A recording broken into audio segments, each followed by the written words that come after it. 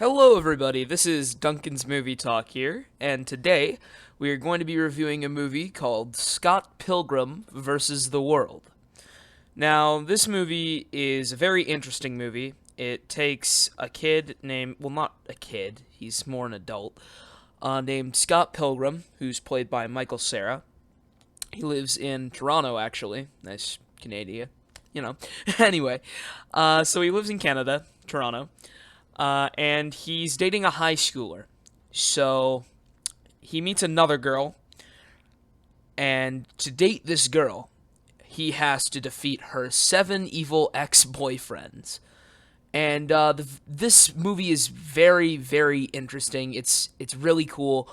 They take a bunch of, I don't know, if you guys like video games and anime and the whole romance scene, this movie is definitely for you because they take all three of those and just sort of smush them all into one movie. The cast is great, of course. Michael Cera. Also, interesting thing. If you want to see Chris Evans, I think it's before he was Captain America. I'm not sure though. Check out this movie. He plays one of the evil exes. It's really interesting. He's a funny guy. Uh, yeah. The movie was great. Funny movie. Of course, I loved all the video game references. It's sort of centered mostly around like 8-bit to 16-bit Nintendo, Super Nintendo games. You know, like your Super Mario 3, Zelda, all that good stuff. But anyway, it stayed pretty true to the comic books from what I've read because I'm not done the series of comic books yet. I'm in the middle of reading the second volume right now, so I'm not really going to be comparing them all that much. Uh, but yeah, the movie had a few flaws though. So it shifts from, I don't know, it shifts from Scott with his high school girlfriend to him in some sort of dream, and this girl that he wants to date comes rollerblading through, and then he just wakes up like it's a dream. And that happens at multiple points throughout the movie. I just found it very confusing because, you know, there was no real explanation as to how he got back to his house, back to sleep, blah, blah, blah, blah, blah.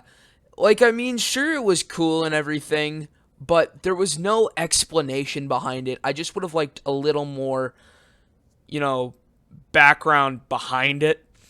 But anyway, there was another part where Scott's with Ramona. You know, they're talking. And then there's just this door in the middle of a park. And they go through the door and just magically end up at Ramona's house. Again, a little more backbone is needed behind that to support it because I didn't really understand it. But anyway, the cast is great, like I said. The comedy is great, like I just said.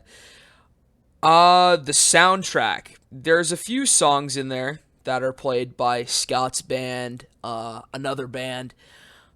The fights between the ex-boyfriends and Scott are really interesting. Uh, Again, Chris Evans' fight was really interesting because he plays an actor, and all of his stunt doubles fight Scott, but then Scott tricks him into sort of killing himself when he grinds this giant rail on a skateboard and falls off the rail. Anyway, I don't want to spoil too much of it for you because this movie was really good. So if you haven't seen it, definitely go watch it. For rating wise, I'd give it 4 out of 5 stars, which is pretty good. One last thing. You might have noticed that my thumbnails for my videos are hand drawn now. I think I'm going to do that for pretty much all my videos now, just because I enjoy doing that. You know, it was fun to make this one. If you look back at my Deadpool review, I drew that one up. So, in the future, I don't know, I think I might just do this more. Yeah.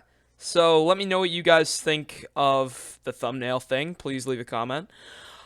But yeah, that's the Scott Pilgrim versus the World. Definitely go see it if you haven't already. This is Duncan's Movie Talk signing off.